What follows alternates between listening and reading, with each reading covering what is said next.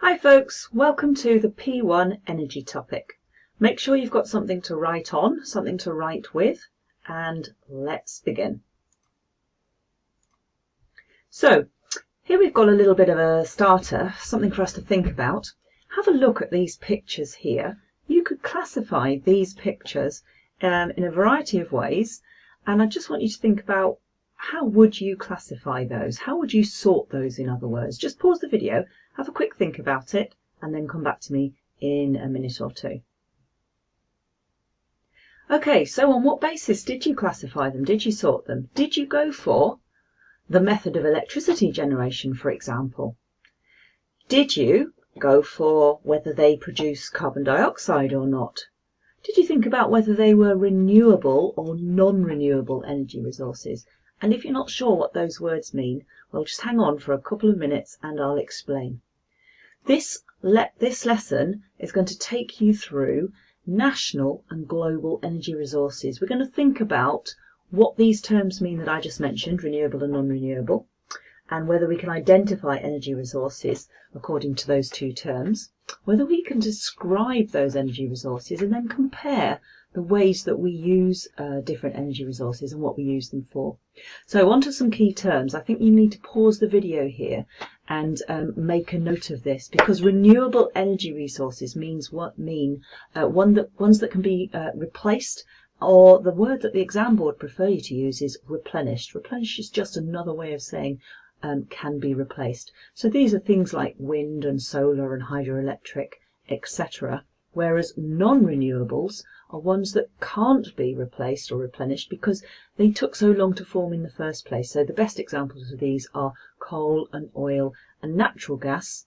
They're known as fossil fuels because of the way that they are formed, and also nuclear energy resources, because these rely on plutonium and uranium, and one day the ores from those where they get those metals from, those will run out.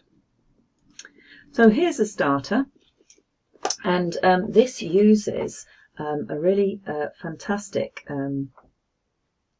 website called GridWatch. We'll come on to that in just a second. What I would like you to do is look at question 1, which says, what proportion of today's electricity generation in the UK is from renewables, these energy resources that can be replaced or replenished?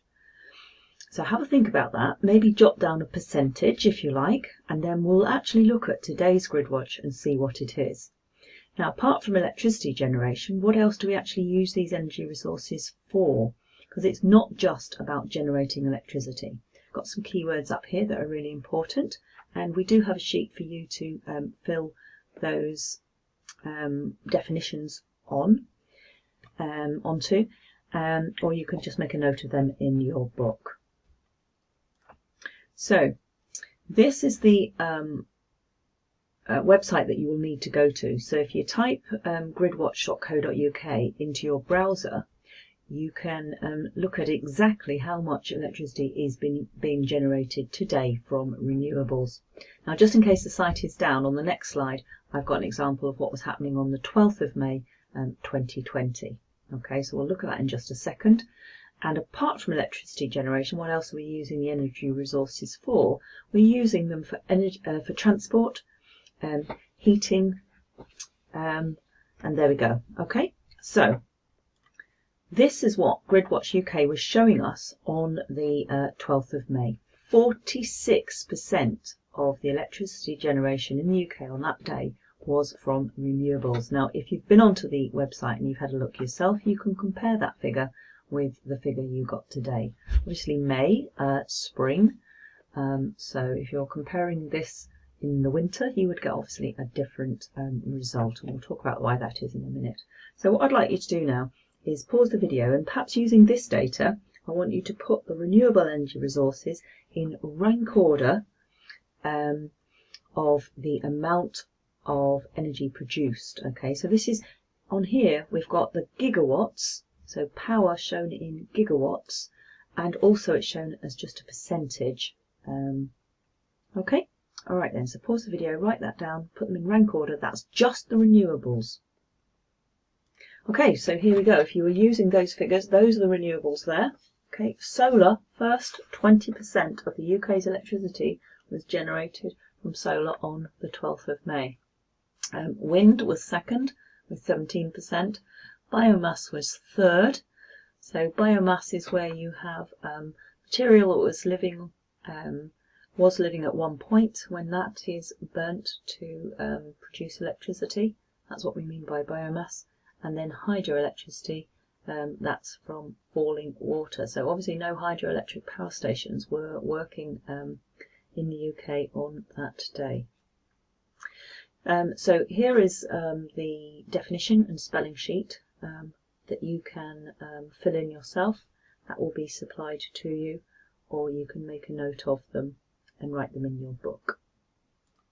Now, here's a video. It's a really excellent video, and it has some questions that go with it.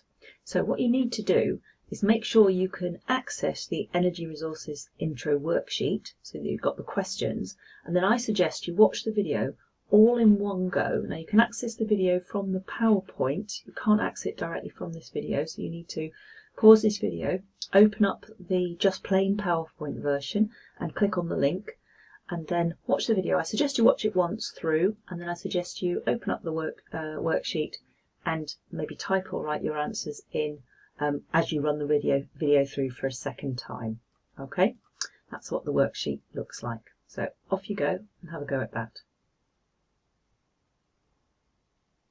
Now the answers to the video questions are on the end of the worksheet, so you can self-assess that work.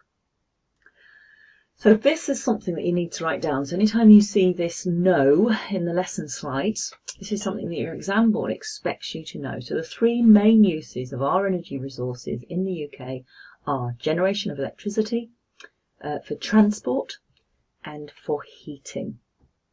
Now when we talk about generation of electricity, if you were in school we would show you this demo. It's basically a coil of wire which has been wrapped around a rectangular block here, connected to this little meter called a galvanometer. Okay, and what you can't really see here is that there are a group of magnets which have been joined together by a piece of string. What the teacher then does is they move the magnets into and out of this coil of wire. And the idea is you have a look at the galvanometer up here and see what happens.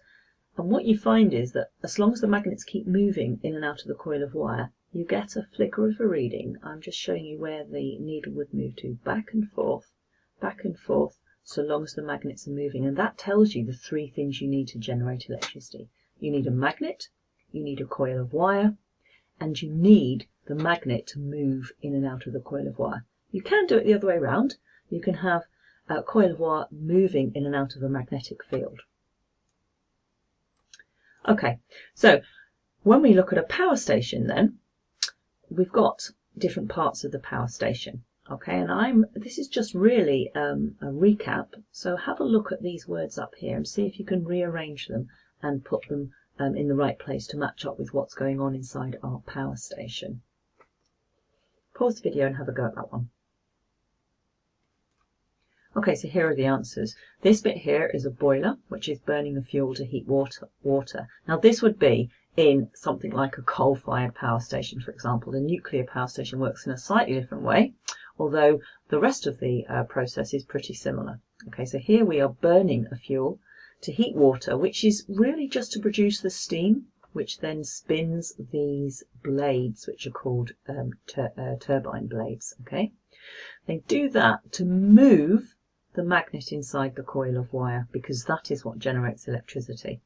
And this then goes to something called a transformer, okay, which helps move the electricity generated around the national grid, which supplies the electricity to your home.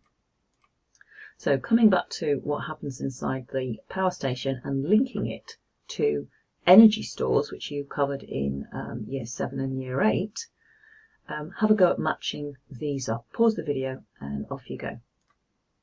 Okay, so here we are. We've got our boiler burning a fuel to heat water, so that is transferring energy from the chemical energy store of the fuel to the thermal energy store of the water. Next one here, the heated water turns to steam and turns the blades of the turbine. So we've got energy from our thermal energy store of our steam, and it is being transferred to the kinetic energy store as the blades of the turbine move. The turbine is then turning the magnet inside the coil of wire, which generates electricity. So we're transferring energy from the kinetic energy store. It's being transferred as electrical current. I don't know if you remember from year 8, we called that an energy pathway. Now, here we go then, a foundation question. I'll pause the video while you have a go at answering this in your book. Okay, so a non-renewable energy resource, we should know by now, is a resource that is not being replenished. It will run out eventually, not being replaced. Something like a fossil fuel or nuclear. Number 2, another use for energy. Another use of fuel as an energy resource other than generating electricity. So we could burn it. Okay, we could burn our fuel to heat homes. You could, in the olden days, have driven steam trains or something like that. And number 3, the use of coal in UK power stations has decreased in recent years. One environmental reason why the use of coal has decreased, and that's because if we burn coal, we produce greenhouse gases which contribute to global warming, or we produce or release sulfur dioxide, which causes other problems. So if you're doing the higher tier, this is a great question. It's worth 6 marks. All of the information is here. It says discuss the similarities and differences, so make sure you address both, in the sources of energy supplied from the video, and that's this here. This was the percentage contribution from the video, and then this percentage contribution from GridWatch. Okay, similarities and differences for 6 marks. Pause the video and have a go at that. And I'll leave this up. You can pause the video again and have a look at your answers. Now, it's quite detailed, and this dirt time or green pen time, when you really look at what you got and then what the mark scheme says, is a really good way of improving your exam grade, so it's worth spending a little bit of time on this. Okay, so just to round up the lesson, here's a pie chart which is showing the world energy demand and sources of energy from 2013. Typical questions that we might ask here then. What percentage of the world's energy demand was met by fossil fuels? This is in 2013. So have a look, and you've got to understand what the word fossil fuels means then. Number 2, what percentage of the world energy demand was met by all non-renewables? So in other words, what else apart from fossil fuel is a non-renewable? And then give your best definition of a non-renewable. And I'll pop the answers up in just a minute, so pause the video. Here we go then. 86% met by fossil fuels. We've got our coal, our oil and our natural gas. And then all non-renewables, we've got to add in the extra 4% there from the nuclear. Best definition of non-renewable, and a resource that cannot be replenished. Oops, I think those should be joined together, those two ends there. Number 4, what energy resources could have been included in the 3% of other renewables? So here's other here. What could have been? Well, it could have been anything from solar, wind, hydroelectric, tidal, geothermal, biofuels and waves, because I haven't got many. I've only got hydroelectricity actually listed here as a renewable.